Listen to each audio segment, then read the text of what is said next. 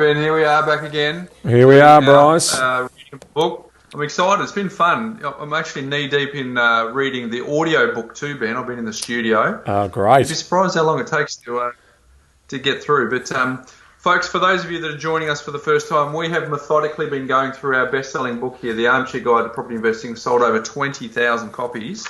So the first Facebook Live, Ben, was doing Chapter 1, building your own knowledge base. Mm-hmm. Chapter 2 was the psychology of investing and the time, target, income and expense. Third chapter, which was, I think, one of the more meatier sections in this particular book. Yep. We go through a lot of concepts there in Chapter 3.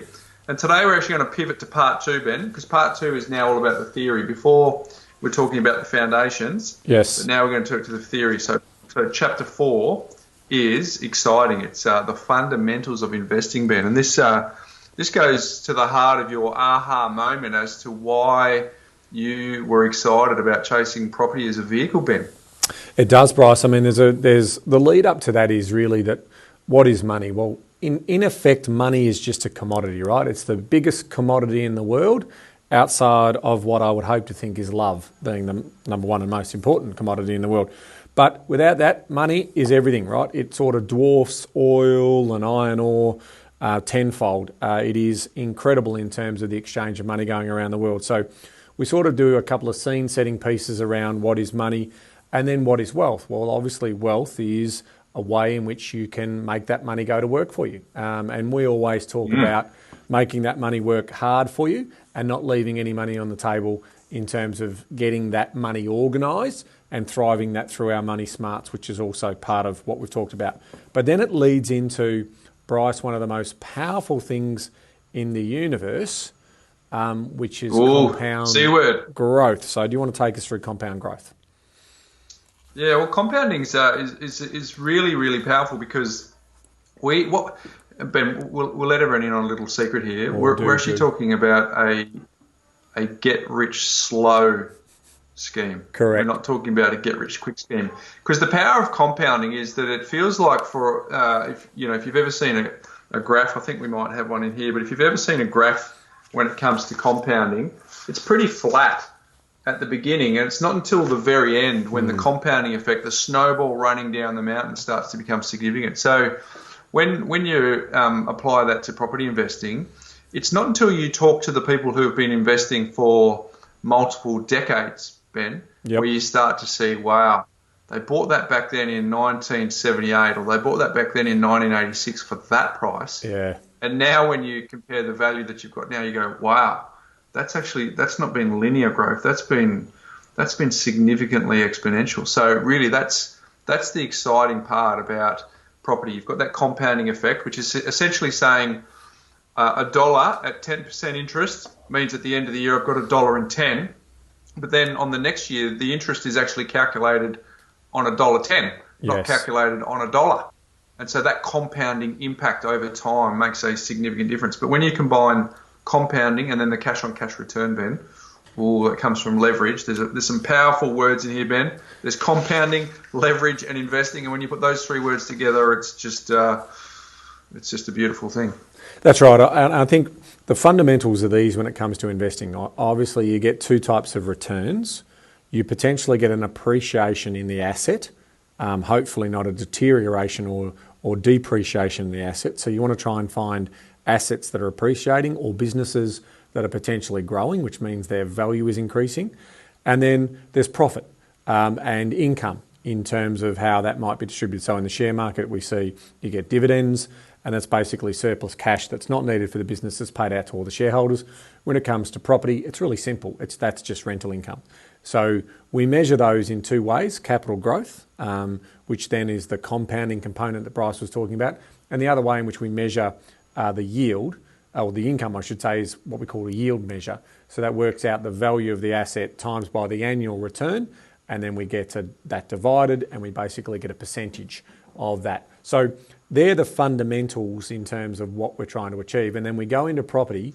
One of the most powerful things, there's two sort of key takeaways for today, and that is the first one is cash on cash return. So when you put leverage into a conversation, and an example that we use inside the book is one about the small business owner who owns a limo service for weddings and special events, and effectively he's got one car. He works out that it's going to take him a while to save up to buy that second car, but he knows that if he gets that second car, he'll get more bookings, because if you're going to take the bride, you might as well take the groom and the groomsmen and the bridesmaids all in different cars, and that's how you work it out.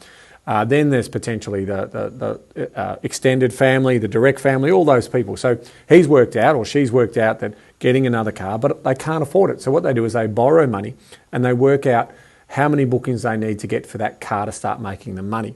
Now, it's no different when it comes to property investing. It's very difficult to be able to save up and pay cash for a property. So in reality, we potentially need to get leverage.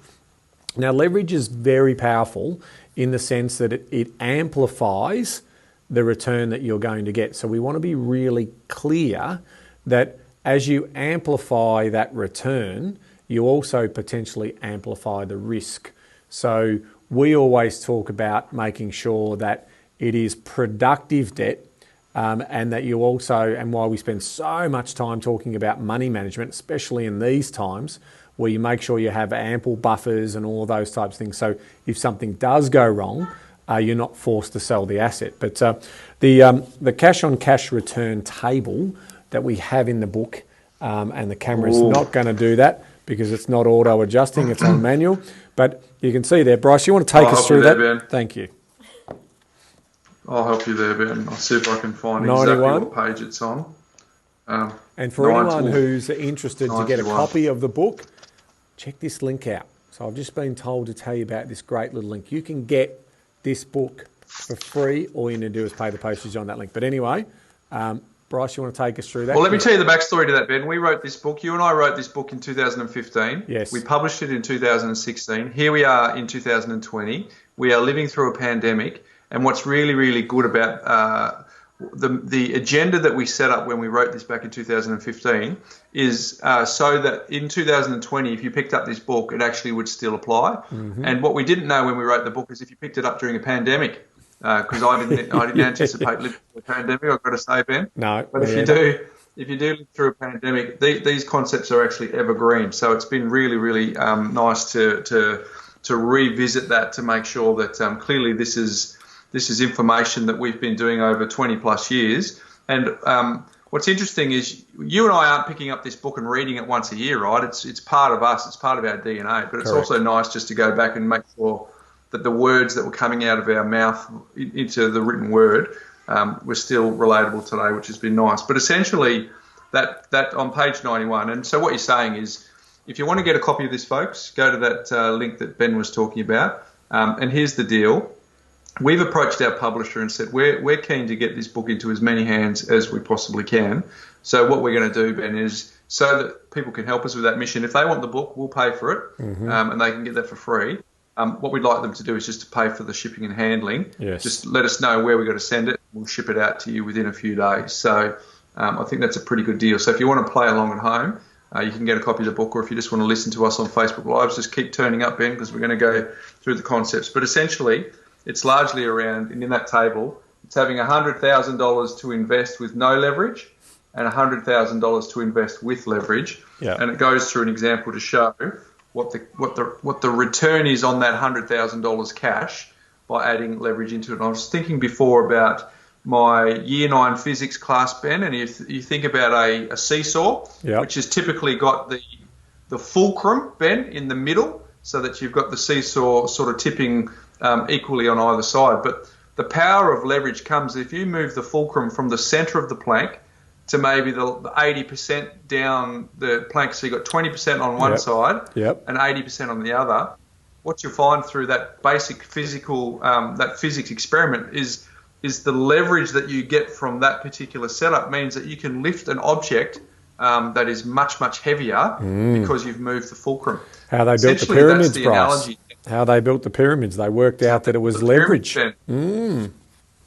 Leverage. No, they had no engineer. They had no scientific calculator back then, Ben. It was just using leverage. So that is essentially what it's kind of like for investing. You've moved the fulcrum away from you funding the whole amount to moving it to 80%, where 80% of the power is coming from using other people's money via the bank, and the remaining 20% comes from, Ben, either you've saved up a cash deposit, or in the wonderful world of equity release, you don't even need to save up for a cash deposit. You might be able to have access to it anyway. But for those folks who want to play it along, page 91, you can see exactly this particular table. Ben and I have had many, many conversations about this. This was your aha moment, Ben. It was the reason you got into property. Yeah, property is traditionally a low volatile asset, so I wouldn't be advocating for anyone to look at doing any type of leverage into just any asset class. It can be very, very dangerous because you can see volatility in certain marketplaces.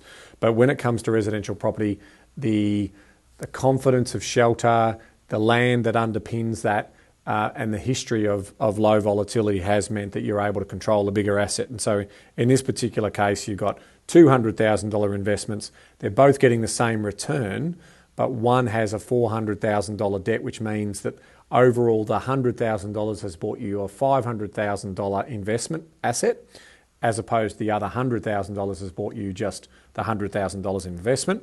So what that means is that you're getting a 26% return on your $100,000 in cash, even if you are still paying the interest on the debt, versus only getting a 10% interest if the return was 10% on both sides. So it was a light bulb moment for me, Bryce, and it took me on a journey in my early 20s to buy my first property, and I haven't looked back since.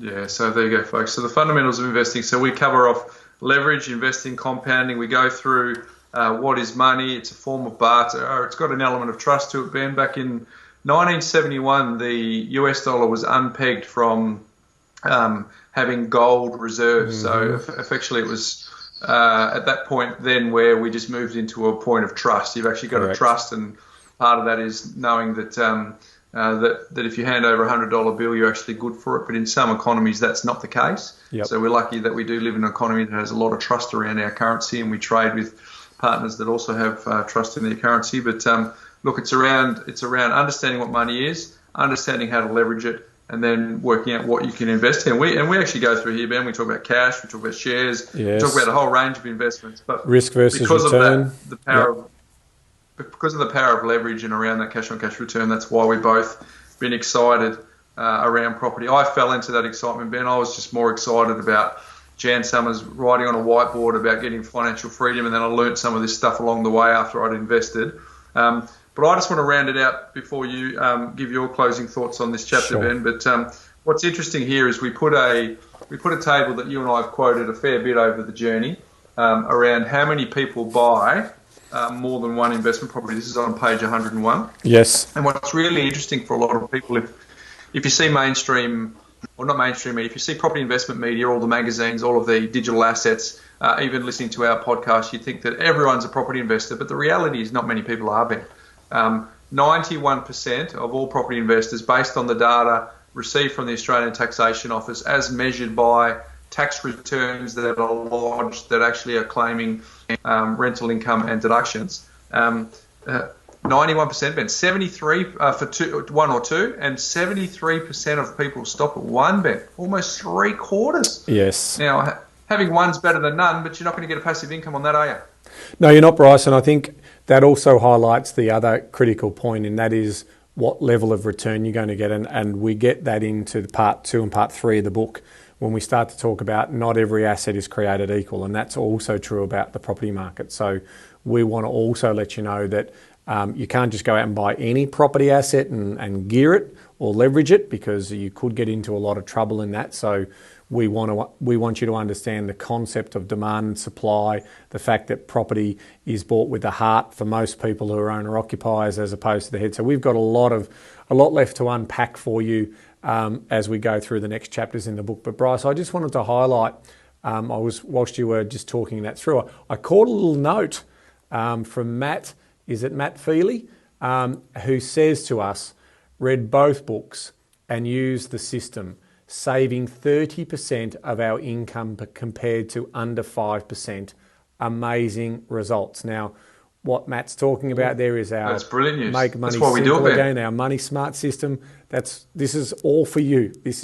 We just want to make sure you don't make the mistakes that we made on our investment journey when we were first starting out. So by imparting this knowledge and paying it forward from two people who are financially free and sharing that knowledge means that the next generation of people can also do that. And people our age who are just starting to think about what retirement looks like for them is also part of that story. So I really appreciate that, Matt, and thank you for sharing that your transformation story in terms of how setting up Money Smarts and then obviously trapping that. And I look forward to hearing more about your property story as you choose to, one, buy your big rock in the jar, or two, invest in property into the future.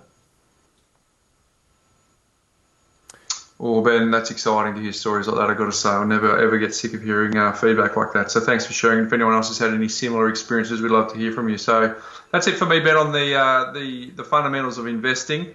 Next chapter we're going to go through, Ben, the property investment formula. So folks, stick around for that. If you gets have very some friends interesting who you from think this might point benefit forward. from this, why don't you send them over to our Facebook page? They can catch up. You can see the first 3 chapters. They can clearly watch the replay of today, Ben. And then next week we are going to have a go at the property investment formula. So folks, just reminding you, if you want to get a copy, go to thearmchairguide.com.au. Ben and I have bought your book. You just tell us where to send it, pay for the shipping. We'll get that out to you, Ben. So, mate, this is fun. I've I love enjoyed going through this with you, sort of talking about the highlights and talking about some of the backstory as part of it. But, mate, the property investment formula, the next chapter is that's the 4 pillars you need to master. It's something that people should get their head around. And if you've got any interest in property investing whatsoever, you should catch that one. Terrific. Look forward to it then. Until then, bye for now. But just remember, if you want to get a copy of the book, jump on there right now as we say goodbye to everyone.